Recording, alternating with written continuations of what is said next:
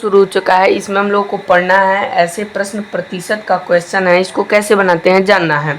तो 420 का 20%, ये बहुत ही क्वेश्चन है जो सभी एग्जामों में पूछे जाते हैं, बहुत महत्वपूर्ण है। ये प्रश्न है कि 420 का 20%, तो कैसे बनाते हैं चलिए जानते हैं।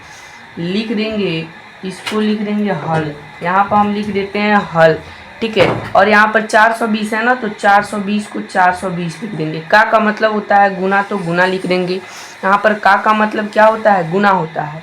20 है तो फिर 20 लिख देंगे। फिर का मतलब क्या होता है, तो गुना होता है। फिर 20 है तो 20 लिख देंगे। और प्रतिशत मतलब क्या होता है, आइए हम आपको बताते हैं।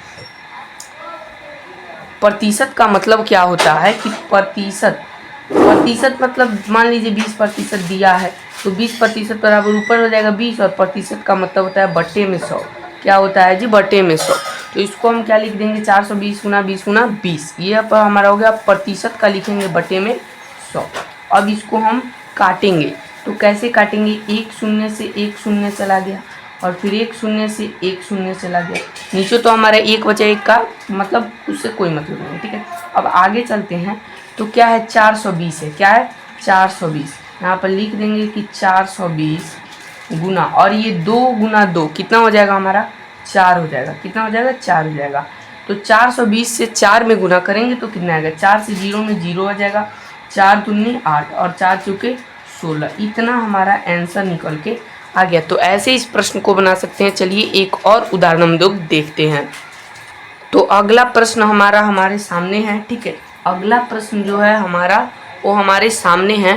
तो इसको बनाने के लिए सेम वही प्रोसेस करेंगे। 4 जैसे में 800 है, यहाँ पर पहले लिख देते हैं हल, और उसके बाद लिखेंगे 800 है तो 800 का 800 उतार देंगे।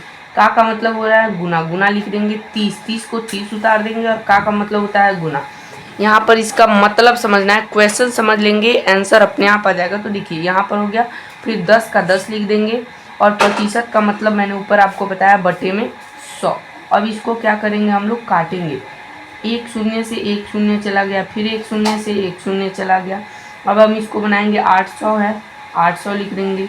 ये क्या है 800, और गुना, गुना है और 3 गुना 1, तो हमारा हो जाएगा 3 ही हो जाएगा ना जी, 3। तो 3 से 800 में गुना करेंगे तो हमारा आ जाएगा 2400, आंसर निकल के आ जाएगा, ठीक है। ऐसे ही आप ये प्रतिशत का क्वेश्चन को हल कर सकते हैं।